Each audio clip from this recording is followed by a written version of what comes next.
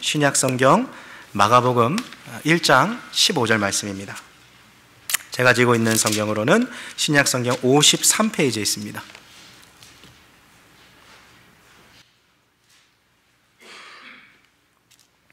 마가복음 1장 15절 말씀, 우리 한 구절 말씀입니다. 우리 한 목소리로 같이 합독하시겠습니다. 가라사대 때가 찼고 하나님 나라가 가까웠으니 회개하고 복음을 믿으라 하시더라. 아멘.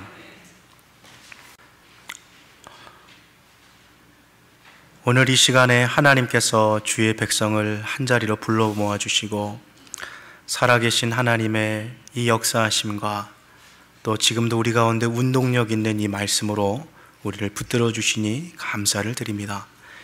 두세 사람이 내 이름으로 모인 곳에 나도 그들 가운데 거하겠다고 약속하신 주님, 오늘 이 자리는 주님이 우리와 함께 머무는 자리이시기에 성령께서 우리의 몸과 마음을 치료하시고 하나님께서 우리에게 은혜를 부어주시며 각 사람에게 필요한 분량 따라 하나님께서 차고 또 넘치도록 부어주시는 귀한 시간 되어지게 하여 주시옵소서.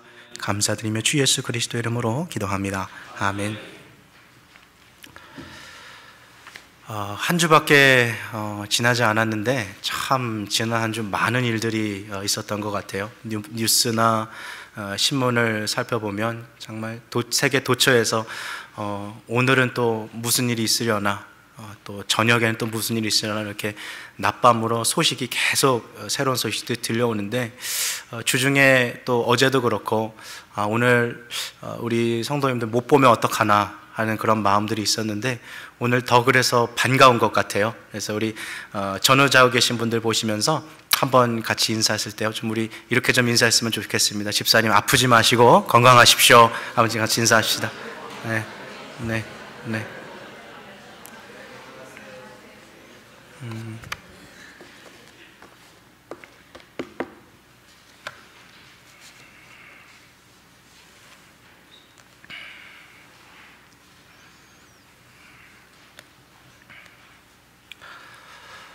오늘은 마가복음 1장 15절을 가지고 저희가 하나님 나라 이 시리즈 세 번째 내용을 하는 시간입니다. 우리가 이 말씀을 가지고서 하나의 이 표현들을 가지고서 주님이 주시는 말씀들을 우리가 토막토막 또 자세히 살펴봤는데요.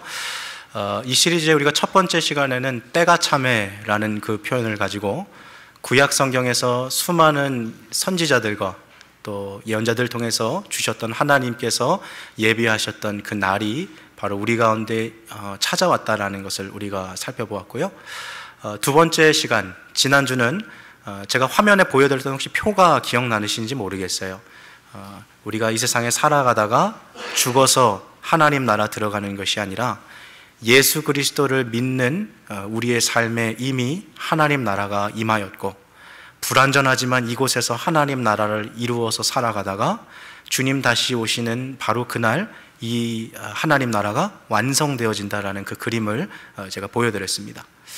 말씀을 한번 보여주시겠습니까? 화면에 마가복음 1장 15절 말씀. 이 짧은 구절입니다만 이 구절은 좀 구성을 갖추고 있습니다. 그것은 두 개의 서술문과 그리고 또 두 개의 명령문으로 오늘 이 말씀이 구성되어 있거든요. 두 개의 서술문, 첫 번째는 때가 찼다, The time has come. 두 번째는 The kingdom of God has come. 하나님의 나라가 가까웠다. 다른 번역본을 보면 The kingdom of God is near. 하나님의 나라가 가까이 왔다. 이렇게도 영어 번역을 좀 다양하게 되어 있고요. 이 두 가지 이 서술문을 해놓고서 이제 예수님께서 두 가지 명령문을 주셨어요. 첫 번째 명령이 뭡니까? 회개하라, repent를 주셨고, 두 번째는 복음을 믿으라, believe in the good news. 이 두 가지를 주셨거든요. 그래서 우리는 지난주에 예수님께서 하셨던 이 두 가지의 이 서술문에 대해서 살펴봤고, 오늘은 우리가 함께 예수님의 이 첫 번째 명령인 이 회개하라라는 말씀을 좀 함께 살펴보려고 합니다. 왜 마가복음 1장 15절이 중요할까요? 그것은 예수님께서 가장 처음으로 우리에게 들려주셨던 말씀이기 때문에 그래요. 여러분, 예수님께서 이 세상에 오셔서 30년 동안 요셉과 마리아의 아들로서 나사렛 시골 이 동네에서 망치를 잡고 톱을 들고 나무를 썰어 가시면서 30년 동안 그렇게 살아가셨어요. 근데 그게 예수님이 이 땅에 오신 목적은 아니죠. 예수님께서 이제 공적인 생애를 시작하시면서 세례 요한에게 세례를 받으시고, 그리고 또 40일 동안 금식하시면서 사단에게 3가지 시험을 받고 승리하시고 다시 이제 사람들이 살고 있는 마을로 돌아오셔서 이제 정말로 예수님이 이 땅에 오신 그 목적을 이루시기 위한 그 3년 동안의 짧은 생애를 시작하시는 거예요.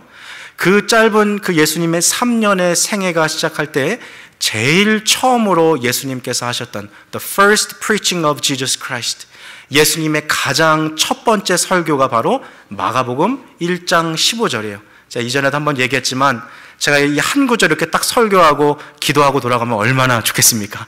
짧아서. 근데 오늘 주님 주신 이 말씀은 큰 의미가 담겨 있어요. 그래서 오늘 저와 함께 예수님께서 우리에게 주셨던 이 말씀을 더 깊게 살펴볼 텐데요. 주님께서 우리에게 주셨던 첫 번째 명령을 다시 한번 좀 살펴봅시다. 복음서에 나오는 첫 번째 명령.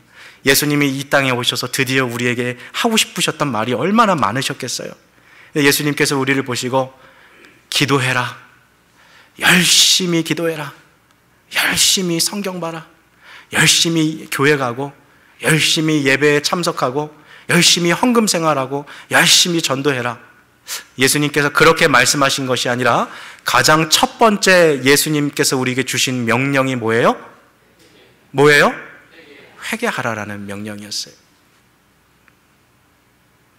그런데 이 회개라는 참 주제가요, 많은 사람들이 사실 듣기 좀 거북스러운 주제입니다. 오늘 제가 주보에도 설교 제목을 회개하라 이렇게 놨는데, 이 주보를 만드는 저도 부담이 있더라고요. 참 이 주보를 보시면서 우리 성도님들 어떤 생각이 들까? 여러분, 내일요 직장에 가셔서요 친구를 만나거나 혹은 직장 동료를 보시면 한번 이렇게 말씀해 보세요. 친구요, 회개하십시오.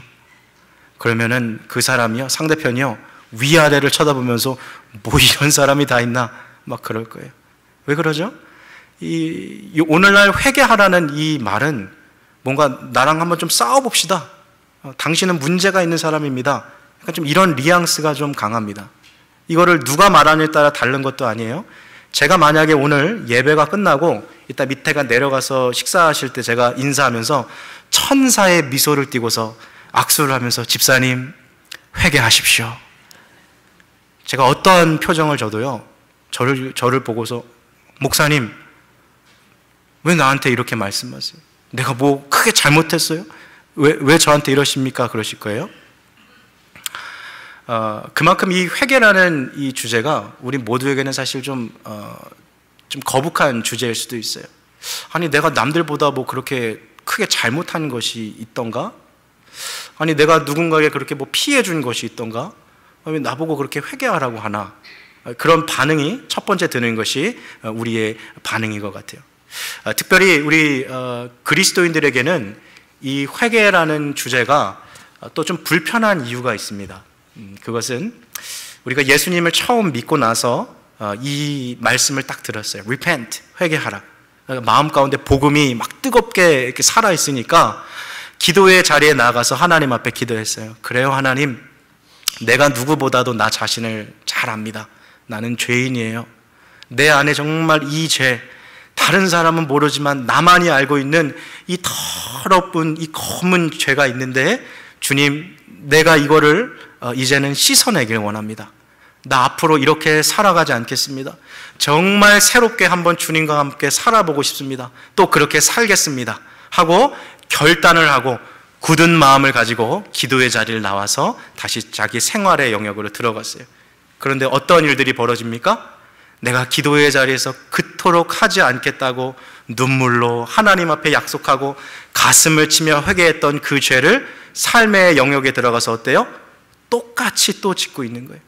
그럼 또 다음 주에 교회에 와서 기도할 때 주님, 역시 나는 힘이 없고 연약한 사람입니다.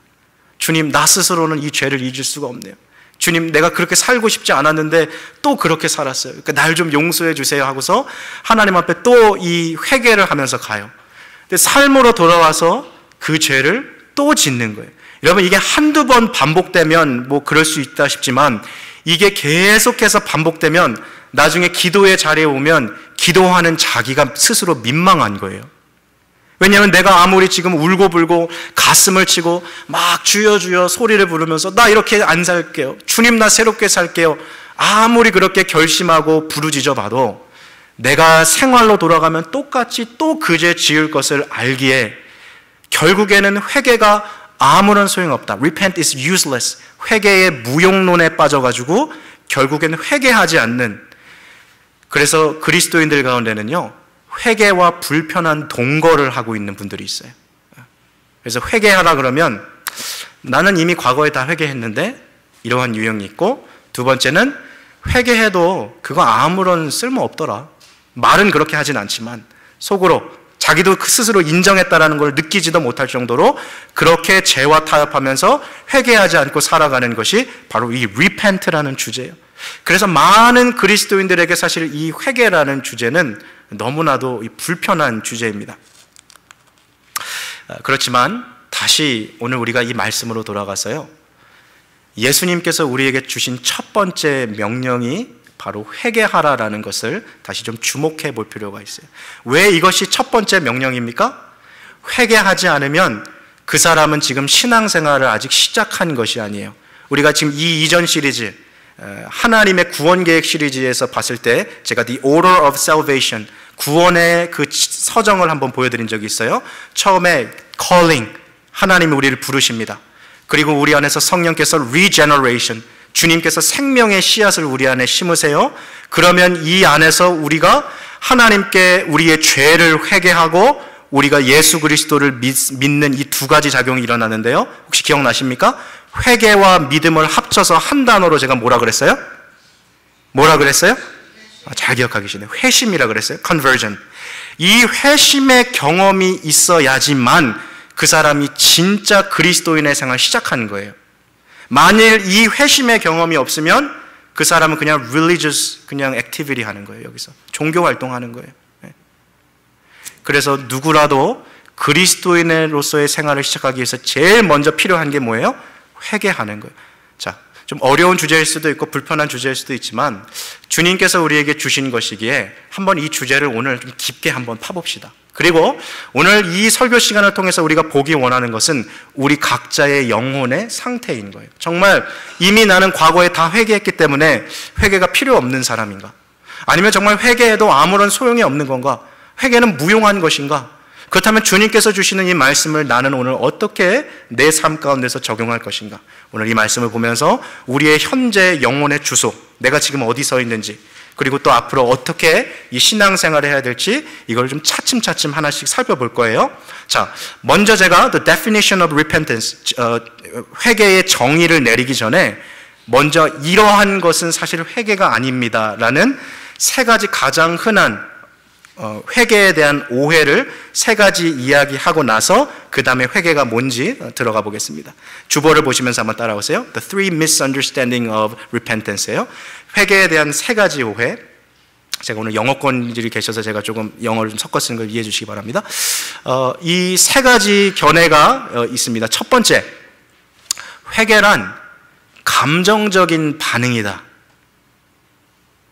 이게 지금 회개에 대한 첫 번째 오해인데요. 여기서 우리가 오해하지 말아야 될 것은요, 한 가지 짚고 갈 것은 회개에는 분명히 지적인 동의와 그리고 또 마음의 반응이 있어요. 그 요소가 있습니다. 분명히 그것도 회개의 한 요소예요. 근데 이걸 뒤집어서 말해서 감정적인 반응이 곧 회개다 하면 맞아요, 틀려요? 이건 틀리다라는 거예요. 가장 쉽게 설명하면 이런 거예요. 우리 중고등부 학생들 막 수련회 가서 집회 가서 아이들 막 정말 뜨겁게 찬양하고 막 눈물 흘리거든요. 막 가슴 치는 애들도 많고요. 무릎 꿇고 막 땅을 막 그 망치질하듯이 막 이런 애들도 많아요. 우리 어른들도 뭐 집회 가거나 아니면 뭐 기도원 가서 막 기도하다 보면 그런 감정적으로 막 이렇게 올 때가 있거든요. 근데 그러한 감정적인 반응 자체가 회개는 아니라는 거예요. 물론 회개의 요소에 지적인 동의, intellectual consent, 지적인 동의가 있고 emotional reaction, 감정적인 반응이 있는 건 맞지만 그것 자체가 회개는 아니라는 거예요. 그럼 제가 한번 반대로 뒤집어서 이렇게 한번 질문해 보면 이게 훨씬 더 잘 이해가 되실 것 같아요. 여러분, 한 사람이 기도할 때요, 눈물을 흘리지 않고 진심으로 회개할 수 있을까요? 지금 제가 다 설명해 드렸는데 감정적인 그 반응, 막 격렬한 반응 없어도 진심으로 회개할 수 있을까요? 회개할 수 있어요. 회개할 수 있어요. 그 사람의 진심 어린 회개일 수 있어요. 꼭 막 눈물이 흘러야지만 진심 어린 회개가 아니라는 거예요, 제 말은. 막 가슴을 치면서 주여 삼창을 외쳐가면서 땅을 치고 막 그래야지만 그게 꼭 진정한 회개는 아닐 수 있다는 거예요. 우리는 이걸 어떻게 합니까? 반대로 그렇게 기도했지만 삶이 전혀 변하지 않는 사람들도 있다는 것을 우리는 알고 있거든요. 우리도 한때 그랬거든요.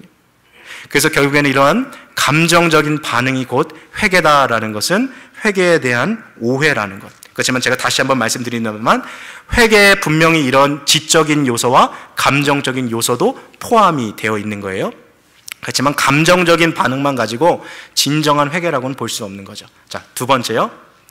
많은 사람들이 회개와 후회를 동일시합니다. 착각하는 거예요. repentance와 regret을 같다고 보는 거예요. 근데 사실 이거는 다르죠. 여러분, 후회는 뭔지 다들 잘 알고 계시잖아요. 아, 내가 그때 그렇게 해서는 안 됐었는데, 내가 그때 그 결정을 내렸으면 안 됐는데, 야, 내가 왜 이렇게 바보같이 그랬을까? 내가 시간만 돌릴 수 있다면 내가 그때 그 말 안 할 텐데, 내가 그때 그 행동 안 할 텐데, 내가 왜 그랬을까? 이게 뭐예요? 이게 후회예요.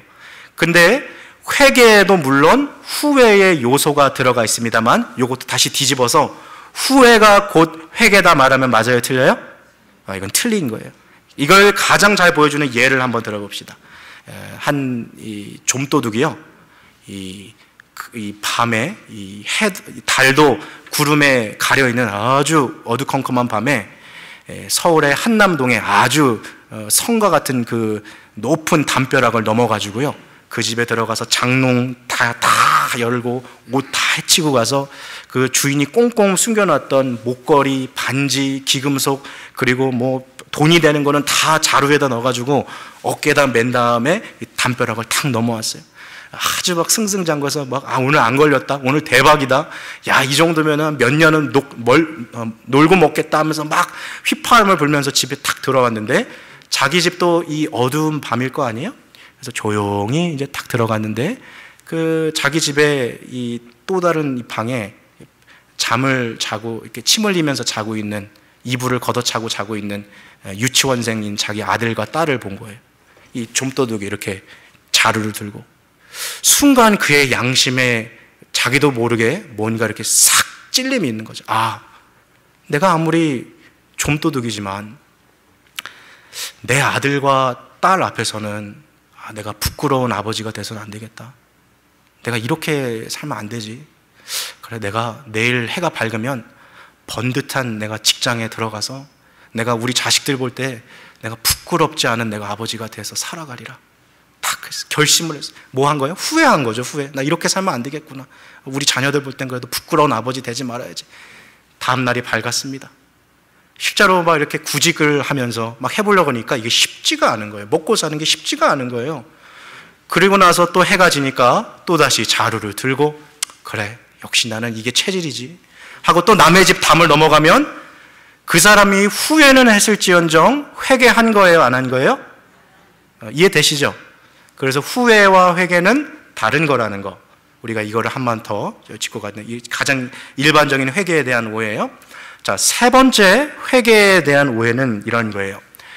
회개를 하면 단번에 그 사람이 완전히 변한다라는 그런 오해가 있어요. 물론 회개를 통해서 단번에 완전히 변하는 사람도 있습니다, 주변에. 그래서 예수 믿고 나서 실제로 하룻밤 사이에 사람이 변하는 거 혹시 보신 적 있으세요? 저는 봤어요. 정말 바뀌는 사람들이 있어요. 하룻밤 사이에 전혀 딴 사람이 되는 거 본 적 있어요.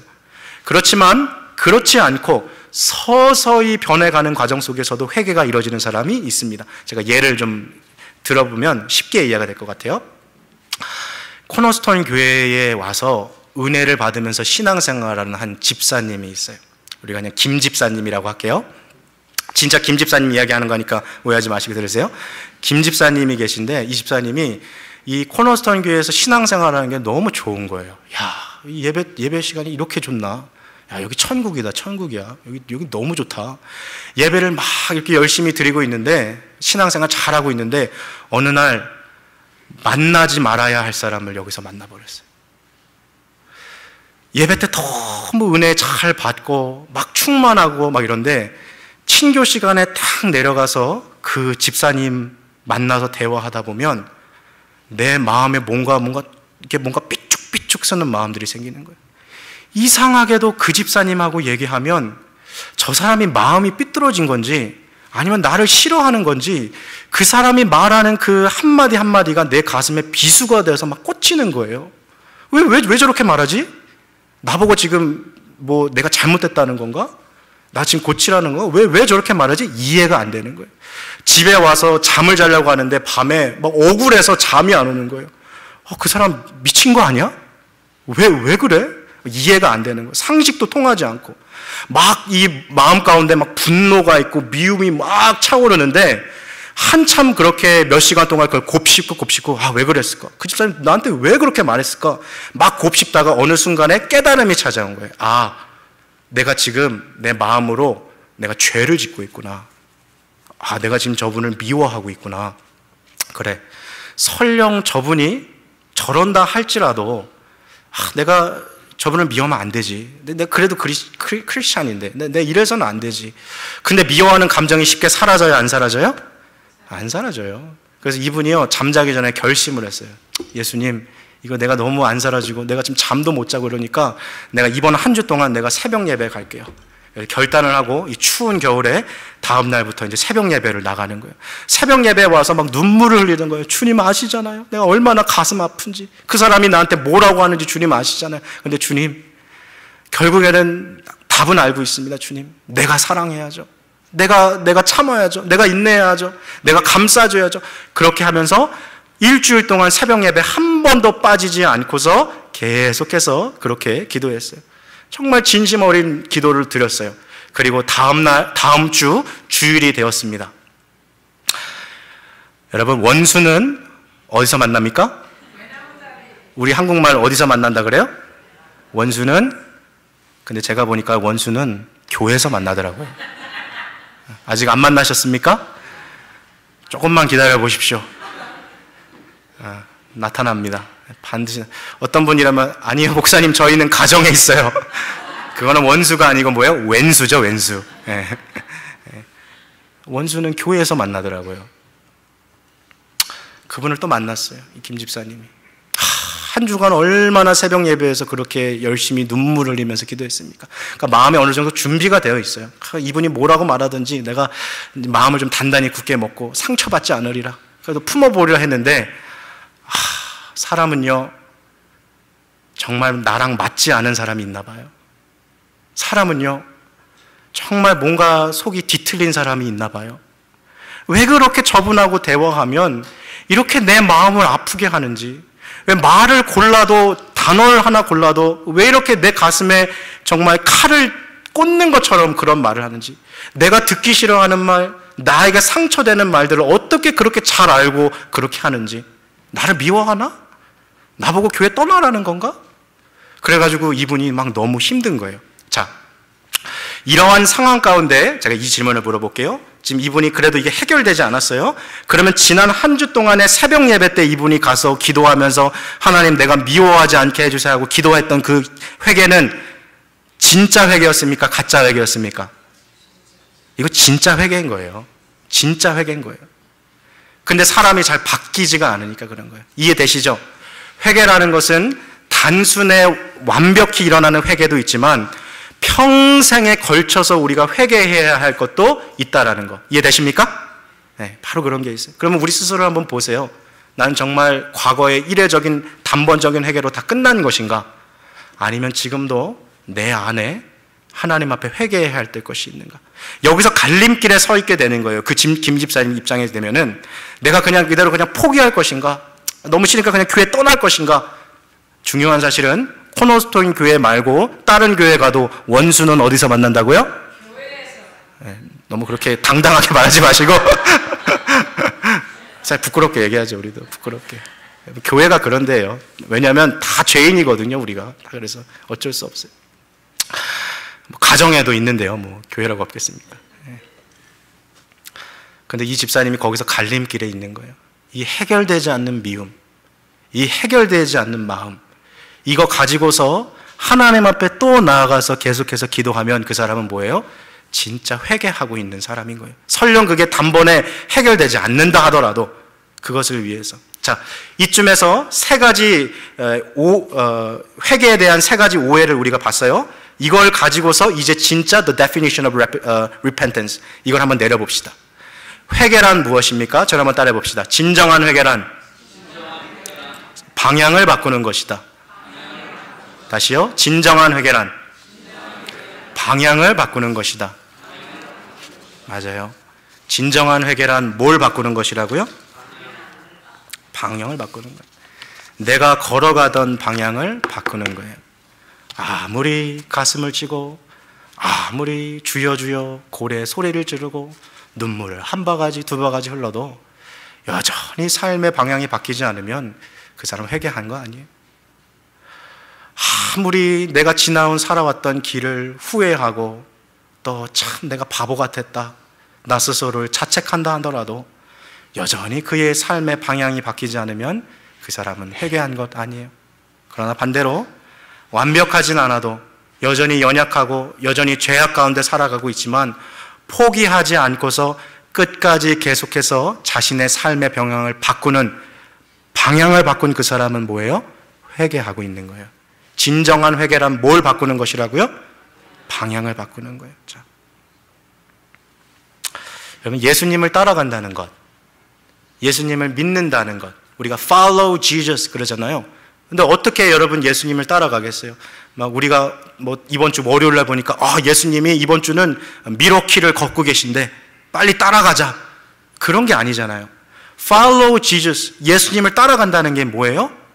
주님께서 말씀하신 이 말씀대로 살아가는 거예요. 인생의 방향을 바꾸는 것, 그게 바로 예수님 따라가는 거예요. 자, 그렇다면 여기까지만 하면 사실 조금 이 내용이 추상적일 수 있습니다. 뭘 바꾸라는 건가? 우리 인생에서 그걸 좀 더 깊게 우리 좀 살펴봤으면 좋겠는데요. 예수 그리스도를 믿고 살아가는 사람들은 반드시 삶의 방향이 바뀌는데, 첫 번째로 진정한 회개는 저를 한번 따라 봅시다. 관심사의 변화. 그 사람의 interest, 그 사람의 관심이 바뀌는 거예요. 삶의 관심이. 예수님께서 갈릴리 바다에서 고기 잡고 있었던 베드로와 안드레를 찾아오셨어요. 그리고 그들에게 나를 따라오너라 주님께서 말씀하십니다. 우리 이번 주 한나 리브가 선교회 우리 성경 공부했었던 바로 그 본문이거든요. 우리 한 번 좀 같이 봤으면 좋겠는데요.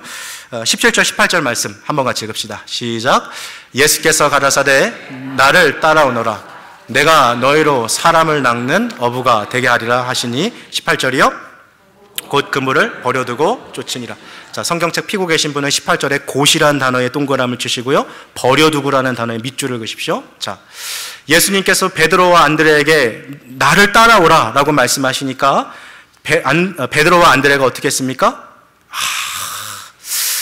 이거 지금 예수님 따라가면 손해볼 게 너무 많은데, 이거 수지타산이 맞지 않는데 내가 다음 달에 간다 그럴까? 이랬어요? 아니면 뭐예요? 첫 번째 동그라미 친 단어 뭡니까?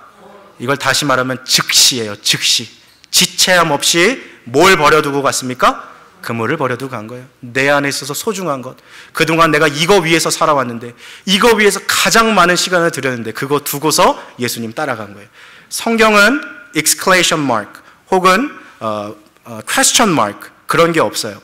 그래서 성경에는 무언가 중요하다는 것을 강조하기 위해서 repetition, 반복이라는 기법을 사용합니다. 19절, 20절 말씀 한번 보여주시겠습니까? 한번 같이 읽겠습니다. 시작. 조금 더 가시다가 세베대의 아들 야고보와 그 형제 요한을 보시니 저희도 배에 있어 그물을 깁는데, 20절이요. 곧 부르시니 그 아비 세베대를 사꾼들과 함께 배에 버려두고 예수를 따라가니까. 패턴이 보이십니까? 예수를 따라가는 제자들의 패턴이 보이세요? 자, 아까 베드로와 안드레 뭘 버리고 예수님 따라갔어요? 그물을 버려두고. 자, 세베대의 두 아들 야고보와 요한도 예수님을 따라가기 위해 뭘 버렸습니까? 그 아비와 사꾼들과 함께 배를 뭐 하고요? 버려두고. 여기도 밑줄 긋어요. 버려두고 예수를 따라갑니다. 이것은 하나의 순서를 우리에게 보여주고 있는 거예요. 예수님을 따라가려면 먼저 뭐 해요? 내 손에 있는 거를 버려두고 따라가는 거예요. 버려두고서 주님 따라가는 거예요. 생계를 버리라 그런 말이 아니에요. 내가 이전에 소중하게 여겼던 것, 내 인생에서 가장 가치 있게 여겼던 것, 그것도 주님을 위해서라면 내려놓고 하나님 따라갈 수 있는 삶이 되라는 거예요. 자, 근데 사실 제자들 다 내려놨을까요? 복음서를 보면요, 여러분 마가복음에 아주 흥미로운 게 뭐냐면요, 마가복음은 제자들 입장에서 보면 찢어버리고 싶은 책이에요. 왜요? 제자들의 실패만 기록되어 있거든요. 성공한 게 거의 없어요. 제자들의 실패만 기록되어 있는 게 마가복음이에요. 그러니까 이 사람들은요, 예수님을 따라가면서도 오직 한 가지 목적밖에 없었어요. 그게 뭐냐면 fame, 명예, 그리고 또 power, 권력, 이거 위해서 주님 따라다녔어요. 예수님을 보니까요, 이분이 보통 사람이 아니거든요. 이 당시에 제자들 나이가 한 몇 살쯤 됐을 것 같습니까? 40, 50대요? 제자들 나이가? 이때 제자들 나이가 20대였어요. 어떤 성경학자들은 10대 후반 티네이저라고 말하는 사람도 있어요. 근데 제가 볼 때 10대 티네이저는 조금 이른 것 같고, 왜냐하면 이미 베드로도 결혼했습니다. 이 당시에 장가는 거의 10대 초반에 갔어요. 지금이야 뭐 30대 뭐 이렇게 가지만 20, 30대 갑니다만 일찍 갔거든요. 베드로 장모 이야기가 나오잖아요. 그러니까 이미 결혼한 사람은 맞고, 아마도 예수님은 20대 중반의 제자들을 부르셨던 것 같아요. 예수님은 지금 몇 살이세요? 공생활 시작하실 때 30대 지금 초반이에요. 자, 30대 초반의 젊은이가 어느 날 직장에 와서 나에게 follow me 하면, 여기 젊은 분들도 계시는데 직장 버리시겠습니까? 다음날 그 사표 쓰고 I have a new life 이러면서 그냥 쉽게 나올 분들 누가 있어요? 그거 쉽지 않아요. 그 말은 즉슨 예수님이 제자들이 볼 때는 뭔가 말로는 설명할 수 없지만 카리스마가 있었어요. 뭔가 말로는 다 이해할 수는 없지만 예수님이 갖고 있던 attraction, 그 매력이 있었어요. 그래서 그것 때문에 제자들은 자기 이 생계를 버리고 예수님을 풀타임 사역자가 되어서 지금 따라가고 있는 거죠. 그렇지만 그들의 마음 가운데는 이런 거예요. 야, 이분은 뭔가 스페셜해. 이분은 뭔가 유니크해. 이분은 뭔가 남들과 달라. 내가 평생 여기 갈릴리 바다에서 낚시나 하며 고기 잡으면 별 볼 일 없이 그냥 이렇게 늙어서 죽을 테지만, 내가 그래도 이분을 따라가면 뭔가 나도 대세에 들 수 있지 않을까? 나도 메인스트림, 나도 뭔가 주류에 들 수 있지 않을까? 이런 기대를 가지고서 예수님을 따라갔어요. 지난주에 우리가 살펴봤던 것처럼 야고보와 요한의 이 두 아들을 뒀던 어머니가 예수님께 와서 대놓고 인사청탁하죠. 주님께서 주님의 나라를 이곳에 세우실 때, 국가를 세우실 때 주님의 왼편에 내 아들, 주님의 오른편에 내 아들, 이렇게 둘 두시고 주님 나라를 세우십시오. 뭐예요? 한 자리 달라는 거예요. 주님, 내 아들 좀 잘 봐주십시오. 주님 나라 세울 때 그래도 국무장관 이거 하나는 좀 시켜주십시오. 딴 거 몰라도 뭐 환경부 장관이라도 뭐 좋은 거 하나 시켜주십시오. 이러고 있는 거죠. 여러분, 이때 야고보와 요한이 그 어머니를 팔짱을 끼고 뒤로 끌고 가가지고, 엄마 왜 이래? 지금 여기가 어디라고? 우리가 그러려고 예수님 따른 줄 알아? 엄마 때문에 부끄러워서 못 살겠어. 이렇게 얼굴을 가렸다는 표현이 성경에 나옵니까? 안 나와요. 어떤 표현이 나옵니까? 나머지 제자들하고 서로 싸웠어요. 야, 그거 내가 먼저 말했어야 되는데 네가 말해? 야, 내가 예수님 너보다 먼저 믿었는데, 내가 더 열심히 했는데 너가 그거 말해? 너 학식도 짧은 너 뱃사람이잖아. 어디? 제자들끼리 막 싸운 거죠. 그러니까 예수님의 제자들은요, 예수님을 따를 때 거룩한 주님의 나라, 하나님의 나라를 위해서 그렇게 따라간 것이 아니라 뭐예요? 한 자리 차지해 보려고, 예수님을 따라서 뭔가 좀 잃어보려고 주님 따라갔어요. 근데 여기 은혜가 있는 거예요. 여러분, 예수님이 제자들의 이 검은 속셈을 아셨을까요? 모르셨을까요? 주님은 사람의 마음을 훤히 들여다보고 계세요. 주님 그거 다 알고 계셨거든요. 근데도 주님은 이들이 자기를 따라오도록 허락하셨어요. 그리고 그 3년 반이라는 기간 동안 이들의 마음을 천천히 주님께서 바꿔가십니다. 그래서 결국에는 마가복음에서는 실패밖에 기록되어 있지 않지만 사도행전 넘어가면 이 사람들이 완전히 이 바뀌는 모습들이 보여지는 거죠. 자, 이걸 좀 입체적으로 좀 더 살펴봅시다. 여러분, 이스라엘 지도를 혹시 보신 적 있으십니까? 이스라엘 지도를 보면 딱 반으로 나눠져요. 왼쪽에는 the Mediterranean Sea, 지중해가 있고, 그 다음에 이제 그 이스라엘 지형이 나오죠. 못 보셨어라도 한번 머릿속에 한번 상상해 보세요. 이 지형을 이렇게 그릴 때 서쪽의 지형이 일자로 쭉 떨어지는 게 아니고 이렇게 내려오다가 뾰쪽 하나 튀어나오고 이렇게 내려와요. 혹시 보신 적 있는지 모르겠어요. 요 뾰쪽 튀어나오는 요 지형이 바로 엘리야가 쌓았던 갈멜산이에요. 이 갈멜산에서 선을 하나 딱 그어서 동쪽으로 가면 있는 땅이 바로 그 유명한 갈릴리. 그리고 이 갈릴리 바로 오른쪽에 있는 호수가 무슨 호수예요? 갈릴리 호수. 요 갈릴리 호수를 따라서 남쪽으로 요단강이 흐르고요. 요단강 밑에 죽어있는 바다다 그래서 무슨 해요? 사해, 또 데드시가 있고, 이 데드시 바로 왼쪽에 캐피로 제루살렘이 있는 거예요. 자, 예수님은 주로 어디서 사역하셨습니까? 갈릴리 가버나움에서 사역하셨어요.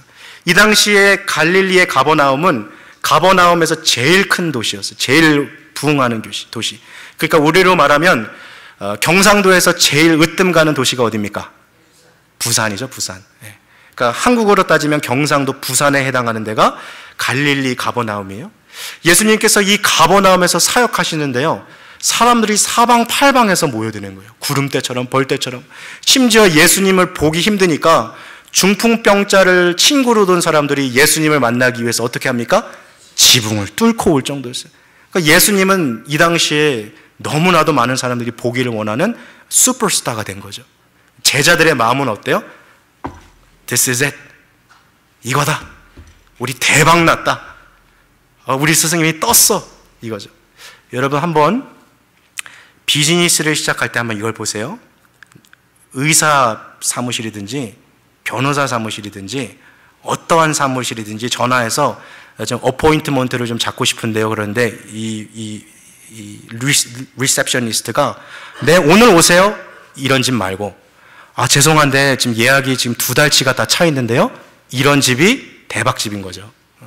지금 예수님이 그런 거예요. 예수님 만나려고 그러는데 어때요? 지붕을 뚫어야 예수님 만난다니까요. 예수님 너무 대박. 여러분, 한번 입체적으로 더 상상해 보세요. 그날 밤 제자들이 잠을 자려고 방에 누워있는데 가슴이 막 뛰는 거예요. 두근두근 거리는 거예요. 야, 내 평생 갈릴리 바다에서 고기 잡다가 죽을 줄 알았는데 내 인생에 그게 아니라 이제 뭔가 좀 큰 일이 좀 일어나겠구나. 내가 이분만 따라다니면 나도 좀 한 자리 하겠구나 하면서 베드로가 옆에 있는 자기 형제 안드레 보고, 야, 예수님 따라오길 너무 잘했어. 옆에 있는 요한 쿡 찌르면서, 야, 나중에 우리 한번 멋지게 한번 판을 벌려보자, 막 이러지 않겠어요? 그리고 제자들은 정말 꿈을 꿨어요. 이제 대박이 났고 이제 예수님의 인기가 아주 절정으로 막 치들고 있으니까, 자, 이렇게 생각해 봅시다. 우리가 부산에서요, 경상도 부산에서 사업을 했는데 대박이 났어요. 아주 떴어요. 그러면 이제 어디로 갑니까? 여러분, 울릉도 가실 거예요? 독도 가실 거예요? 어디로 가요? 서울 찍어야죠. 야, 판을도 한번 크게 벌려보자. 예수님도 이 대박이 났는데, 떴는데 이 판을 좀 벌려보자 하고 부푼 마음으로 잠을 잤어요. 근데 다음날 눈을 떠보니까 예수님이 사라졌어요. 두 눈이 희둥그레진 제자들이 막 이 예수님을 찾기에 혈안이 되죠. 사람들이 예수님 내놓으라고 막 그러고, 예수님을 찾다 못 찾는데 예수님 어디 계셨어요? 사람들이 없는 한적한 곳, desolate place, 거기 가셔서 주님 기도하고 계셨어요. 자, 이 장면이 마가복음에 나오는데요, 35절 한번 화면에 보여주시겠습니까? 말씀 같이 읽겠습니다. 시작. 새벽 오히려 미명에 예수께서 일어나 나가 한적한 곳으로 가서 거기서 기도하시더니, 계속 보여주세요. 시몬과 및 그와 함께 있는 자들이 예수의 뒤를 따라가 만나서 가로되 모든 사람이 주를 찾나이다. 38절이요. 이르시되 우리가 다른 가까운 마을들로 가자. 거기서도 전도하리니 내가 이를 위하여 왔노라 하시고. 주님, 서울 가시죠. 캐피로 가시죠. 우리 예루살렘 갑시다. 판을 크게 벌려봅시다. 주님, 이거 됩니다. 주님 나라 세우시면 사람들 모입니다. 다 준비되어 있습니다. 우리 갑시다. 근데 예수님 뭐 하셨어요? 예수님은 더 작은 시골로 내려가셨어요. 실제로 예수님이 걸어갔던 그 프레지를 살펴보면 예수님은 국경 지역, borderline 주님 다니셨어요. 사람들 잘 오지 않는 지역. 그 사건 혹시 기억나세요? 귀신 들린 자가 있을 때 돼지떼에 귀신 들어가서 그 물에 빠져 죽은 사건. 이스라엘 사람들은 돼지고기 먹습니까? 안 먹습니까? 지금도 제일 싫어하는 음식이 삼겹살이에요.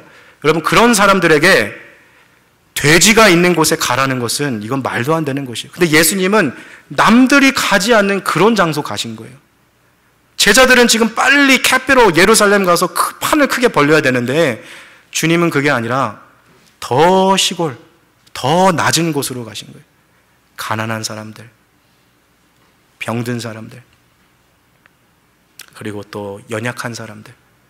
그래서 예루살렘에서 올라왔던 제사장들과 서기관들이 예수님을 보라면서 뭐라고 손가락질했어요? 봐라 봐라, 세리와 죄인들의 친구구나.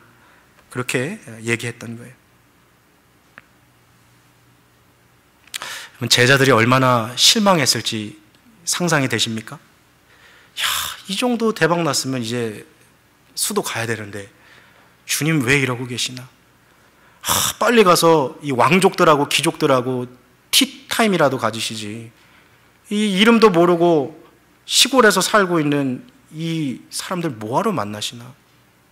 이 제자들이 이해가 안 가는 거예요. 그러니까 제자들은 여전히 예수님 따라가면서도 관심사는 세상에 있었던 거죠. 자, 여러분들, 근데 이 제자들의 모습 어디서 많이 보지 않았습니까? 우리들의 모습이에요. 우리들의 모습. 예수님 따라가고 있지만 예수님 따라가는 그 주된 interest, 주된 관심사가 나한테 있는 거예요. 어떻게 해서든지 예수 믿어서 행복한 삶 한번 살아보려고, 어떻게 해서든지 예수 한번 믿어봐서 나의 욕망을 한번 채워보려고, 어떻게 해서든지 예수 한번 잘 믿어서 내 비즈니스 한번 대박 나보고 내 자녀들 좋은 대학, 좋은 직장, 좋은 배우자 만나서 잘 살아가고, 그게 예수님 믿는 주된 나의 관심이었어요. 그러나 예수님을 따라가다 보면 예수님은 내가 가지고 있는 관심하고는 조금 다른 관심을 갖고 계시다는 사실을 발견하게 됩니다. 예수님이 우리의 개인의 행복과 만족에 관심이 없다는 것 아니에요. 주님도 그것에 관심이 참 많으세요. 그렇지만 하나님은 또 다른 것에 더 많은 관심을 가지고 계시다는 사실을 이해해야 합니다. 단순히 내가 위로받고 내가 편안해지는 삶을 사는 것보다 우리 주님은 더 큰 관심을 갖고 계셨어요. 저를 한번 따라해 보시겠습니까? 회개한다는 것은 관심사가 바뀌는 것이다. 다시요. 회개한다는 것은 관심사가 바뀌는 겁니다. 여러분, 예수님 믿고 처음 이제 신앙생활하는 분들은 그럴 수 있어요. 아직은 믿음이 어리기 때문에 그럴 수 있어요. 그렇지만 신앙생활에 지금 연수가 더해가고 계속해서 예수님 따라가는데 여전히 나의 관심사가 하나님 마음하고 전혀 상관없이 내 생각, 내 안위, 내 행복, 내 욕망, 이거 성취하는 것에만 골몰하고 따라가면 정말 회개할 것이 아직 남아있는 거예요. 관심사가 아직 바뀔 것이 있는 거예요. 여러분, 그렇다면 주님의 관심사는 무엇입니까? 그게 바로 마가복음 1장 15절에 담겨 있는 거예요. 오늘로써 저희가 이 말씀 3주째 보거든요. 웬만한 분들은 이 말씀 그래도 외우실 수 있을 것 같아요. 모르시는 분은 성경 보셔도 좋고 1장 15절 말씀 다시 해봅시다. 시작. 가라사대 때가 차매 하나님 나라가 가까웠으니 회개하고 복음을 믿으라. 제가 일부러 화면에 안 놨어요. 이게 주님의 메시지였어요. 여러분, 예수님께서 십자가에 달려 돌아가신 그 이유는 우리들을 구원해 주시기 위한 건 맞아요. 그렇지만 우리들만 구원해 주시려고 오신 것은 아니에요. 예수님은 아직도 저 세상 모든 사람들이 구원받는 것, 그게 예수님의 주된 관심사예요. 자, 성경 말씀 기억나시는지 한번 살펴봅시다. 예수님께서요, 자기 자신을 목자로 비유하시면서 어느 한 목자가 있는데 그에게 양 100마리가 있었어요. 근데 이 100마리 중에 이 목자가 한 마리의 양을 잃어버렸습니다. 이때 목자의 반응 기억나십니까? 그래, 난 뭐 양이 그래도 99마리나 있는데 뭐 한 마리쯤이야. 뭐 어디서 그냥 뭐 잘 지내고 있겠지. 이게 목자의 반응이었습니까? 아니면 99마리를 들에 놔두고 한 마리를 찾아 이리저리 헤매는 것이 목자였습니까? 전자예요, 후자예요? 후자죠. 이게 주님 마음이라는 거예요. 여러분, 어떻게 보면 우리는 99마리의 양과 같은 사람들이에요. 하나님이 우리에게 관심이 없다는 것이 아니라 우리보다 주님이 더 많은 관심을 갖고 있는 것이 어디예요? 가난한 사람들, 병든 사람들, 아픈 사람들, 잃어버린 사람들. 여러분, 예수님의 관심이 어디 있는지 정말 살펴보세요. 정말 사람들이 잘 찾아가지 않는 사람들 오히려 찾아갔어요. 고통당하는 사람들, 사회에서 소외받는 사람들, 주님 따라갔던 거죠. 여러분, 그래서 예수 믿기 전에는요, 인생의 목적이 그냥 내 소유를 어떻게 하면 불릴까, 내 재산을 어떻게 많이 불려볼까, 여기에만 골몰이 몰두하며 살아갔던 사람이 예수를 제대로 믿고 살아가면 그의 관심사가 바뀌어버리는 거예요. 그래서 이전에는 내가 가진 거 움켜쥐고 살아가려 했던 사람이 진짜 예수 믿고 그가 회개하면 어떤 일들이 벌어집니까? 쥐었던 손을 어때요? 펼치기 시작하는 거예요. 내가 가진 것을 가지고 다른 사람들을 돕기 원해요. 이전에는요, 더 맛있는 거 먹고 더 좋은 거 먹고 생활하는 게 내 삶의 목표인지 모르겠어요.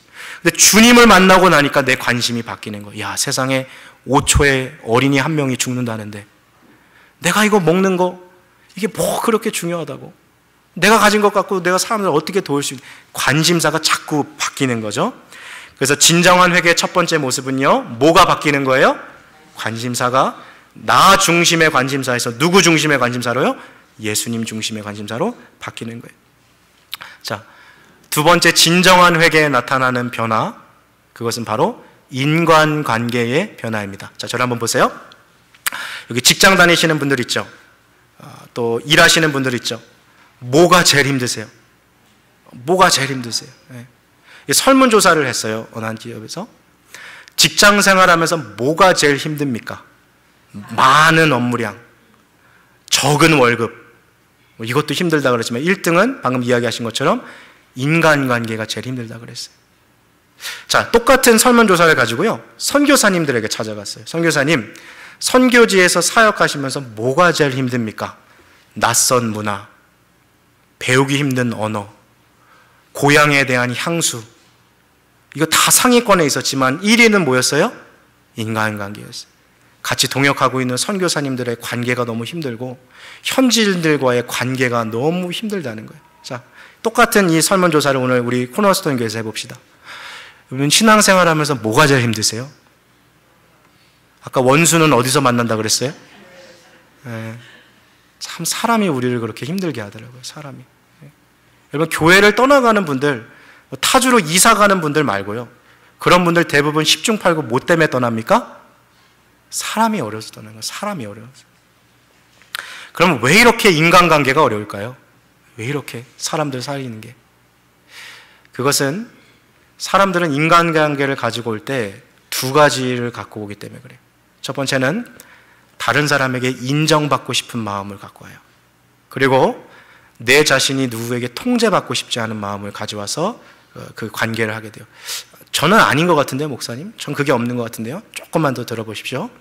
사람들에게 인정받고 싶은 마음을 우리가 명예욕이라고 하고요, 통제받고 싶지 않은 마음을 권력욕이라고 그래요. 그러니까 명예와 권력을 가지고 사람들하고 관계를 맺다 보니까 갈등이 일어나는데, 목사님, 저는 명예, 권력하고는 좀 먼 사람인데요? Fame, power, authority? 나하고는 좀 먼 단어인데요? 조금만 더 들어보십시오. 자, 예배가 끝났어요. 신교실에 내려갔습니다. 저기 멀리 있는 테이블에 두 집사님이 앉아 계신데, 한 집사님이 옆구리를 툭 치면서, 저기 저 집사님 있잖아, 저 집사님 사람 어때? 딱 물어봤더니 이 집사님이 인상을 팍 쓰면서 말해야 되나 말아야 되나, 내가 집사님한테만 얘기할 테니까 어디 가서 말하지 마 하고서 의자를 싹 돌고서 저분은 없는 게 나아. 저분은 없는 게 나아. 여러분, 누가 우리에 대해서 그렇게 얘기했다는 것을 제3자를 통해서 들었어요. 여러분, 오늘 가서 발 뻗고 편하게 주무시겠습니까? 분이 막, 내가 뭐 이럴 거예요. 지가 뭐라고, 날 이렇게 말하나. 막 분이 막 오지 않겠어요, 막? 여러분, 사람은 누구든지 다른 사람에게 좋은 평판 받기를 원해요. 다시 그 장면에 돌아가서요. 저 집사님 어때? 그랬더니 갑자기 옆에 있던 분이, 저분은 우리 교회에 없어서는 안 된 분이에요. 너무 필요한 분이에요. 사람은 누구나 그러한 인정받기를 원해요. 그러한 욕구가 우리 안에 있어요. 통제받고 싶은 욕구는 이런 겁니다. 사람은 누구나 자기의 인생을 주도적으로 결정하고 싶어요. 자기 인생을 스스로 살아가고 싶어요. 여러분, 회사에서 직원들이 제일 좋은 날이 언제입니까? 휴가 말고 우리 보스가 출장 간 날. 그래서 여기 가게에서 일하시는 분들도 제일 좋은 날 언제예요? 사장님 휴가 간 날. 똑같은 직장이에요. 똑같은 일이에요. 근데 전혀 다른 직장이에요. 이해되세요? 더 재밌는 얘기 알려드릴까요? 한국의 부목사님들이 제일 좋아하는 때가 언제인 줄 아세요? 담임 목사님 출타 가신 날. 왜요? 똑같은 교회에서 똑같이 일하는데 목사님 없으니까 이게 뭔가 다르거든요. 왜요?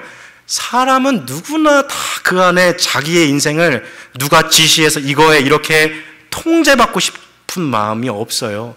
다 내 인생에 주도적으로 내 인생에 주어진 시간에 내가 뭘 할지 내가 결정하고 싶은 거예요. 그래서 누구나 다 그 인생의 사다리를 올라가려고 그렇게 노력하는 거예요. 목회자도 똑같아요. 전도사 되면 강도사 되려고, 강사되면 부목사, 부목사님 다니면 왜 그렇습니까? 자꾸 통제받는 삶이 너무 싫어서 자기가 살려고 하는 게 똑같아요. 인간은 마음은 누구 안에 있어요. 저도 제 안에 명예욕과 권력욕이 있어요. 저도 인간이기 때문에. 이 두 가지를 가지고 사람들하고 인간관계를 맺다 보니까 이 안에서 뭔가 자꾸 문제가 발생하게 된다는 것을 우리가 보게 되는 것이죠. 사람을 만나도요, 저 사람이 나한테 뭘 해줄 수 있을까? 내가 저 사람과의 만남을 통해서 어떤 유익을 누릴 수 있을까? 뭔가 나 중심적으로 인간관계를 계속 하게 되는 거죠. 타인과 인간관계 하는데 안 좋은 모습 보여주고 싶은 사람 없습니다. 다 좋은 모습 보여주고 싶고 인정받고 싶고 또 존경받고 싶은 그런 욕구가 우리 안에 있어요. 그리고 그 받은 존경을 통해서 생기는 힘을 가지고 우리 안에 있는 그 관계들을 통제하고 싶은 마음이 사람의 마음의 욕구예요. 아까 야고보와 요한이 예수님 앞에 두 자리 달라고 그랬죠. 왼편과 우편. 다시 말하면 주님, 명예의 자리를 나한테 주십시오. 주님, 권력의 자리를 내게 주십시오. 막 이렇게 살아갔던 거예요. 자, 말씀을 좀 한번 봅시다. 마가복음 10장 42절부터 44절입니다. 함께 같이 읽겠습니다. 시작. 예수께서 불러다가 이르시되 이방인의 소위 집권자들이 저희를 임의로 주관하고 그 대인들이 저에게 권세를 부리는 줄을 너희가 알거니와 너희 중에는 그렇지 아니하니 너희 중에 누구든지 크고자 하는 자는 너희를 섬기는 자가 되고 44절이요. 너희 중에 누구든지 으뜸이 되고자 하는 자는 모든 사람이 종이 되어야 하리라. 자, 10장 42절 다시 보여주세요. 예수께서 불러다가 이르시되 이방인의 소위 집권자들이 저희를, 그 다음이 뭡니까? 임의로 주관하고. 이게 무슨 말이냐면 막대한다는 거예요. 사람을 함부로 대한다는 거예요. 우리 주변에 좋은 사장님들도 많아요. 근데 여러분, 사장님 잘못 만나면 어떻습니까?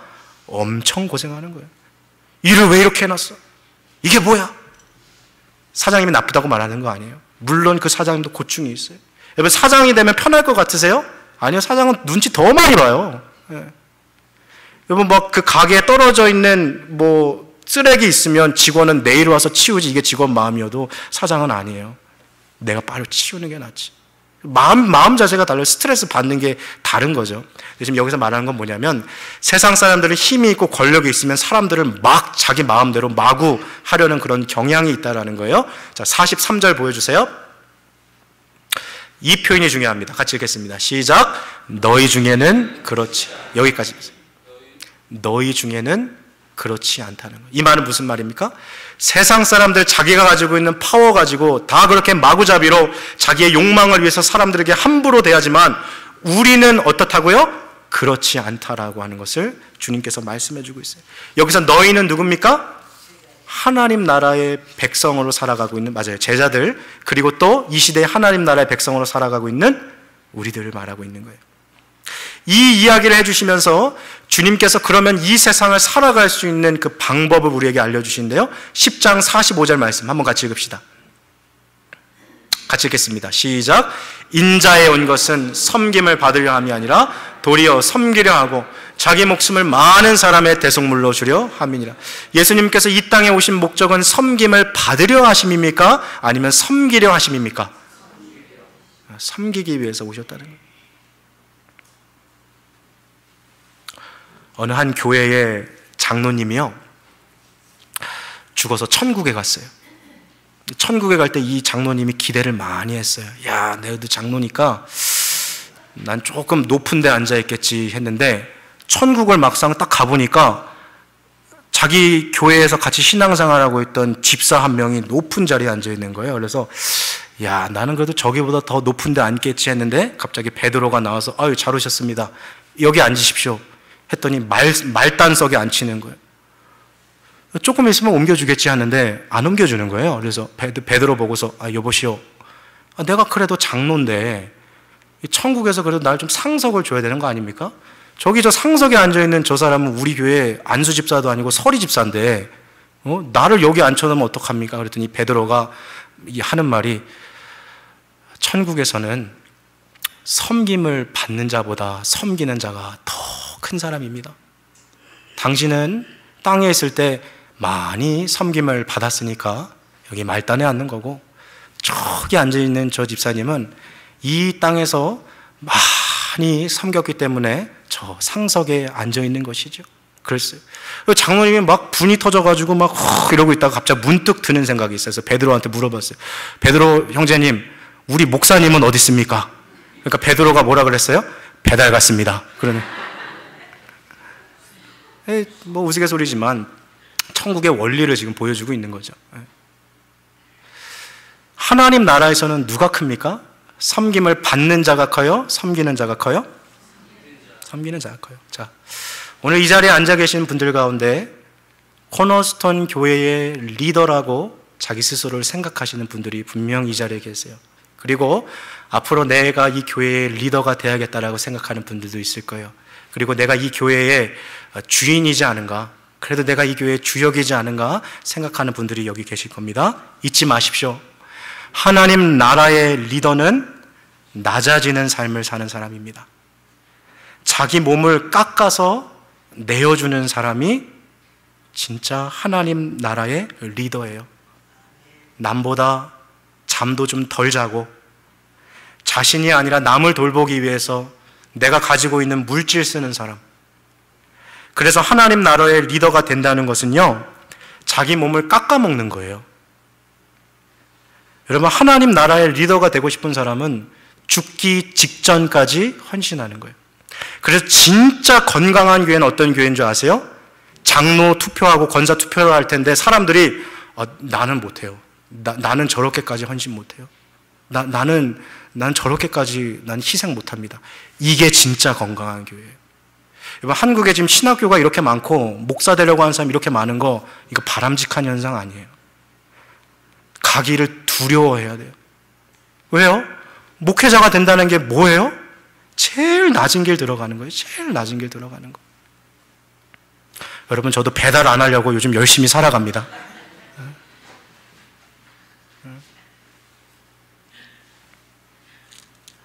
만일 교회가 공부 많이 한 사람, 학위 많은 사람, 돈 많이 번 사람, 나이 많은 사람, 사회적으로 성공한 사람 리더시키면 이미 거기는 하나님 나라 아니에요. 세상 나라죠, 그거는. 하나님 나라는 오늘 43절 말씀 다시 보십시오. 너희는 그렇지 아니하니. 너희는 그렇지 아니하니. 하나님 나라는 섬기는 사람이 큰 사람입니다. 자, 오늘 여기 계시는 분들 가운데 저는 모든 분들이 섬김 받는 자가 아니라 섬기는 분들이 되시기를 바랍니다. 여러분, 어떤 모임을 가더라도요, 야, 누가 나를 안 챙겨주나? 누가 나를 안 섬겨주나? 누가 나한테 말은 안 걸어주나? 야, 아무도 나를 찾아오질 않네. 혼자 이렇게 외로워하기보다 주변에 정말 나처럼 그렇게 힘들어하는 사람, 아니면 나보다 더 외로워하는 사람이 있으면 먼저 찾아가는 그런 사람 되십시오.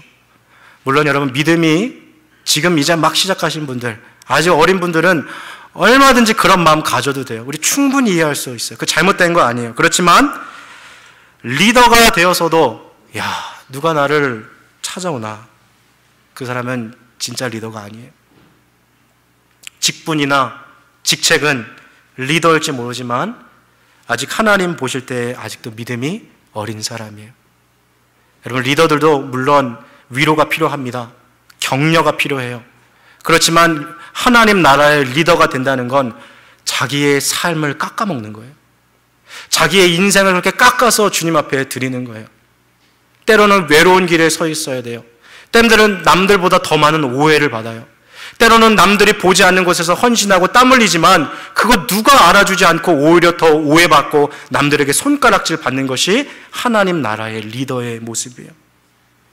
그렇지만 그렇게 살아가는 자에게 하나님께서는 하나님의 나라를 주십니다. 여러분, 저는 오늘 여기 앉아 계신 분들이 그런 리더 되시기를 바랍니다. 섬김 받으려 하기보다 섬기는 사람이 되십시오. 찾아오기를 기다리기보다 찾아가는 사람이 되십시오. 누가 나에게 말 안 걸어주나 그거 기다리다가 상처받는 분 되지 마시고 먼저 찾아가서 말 걸어주는 분이 되어주십시오.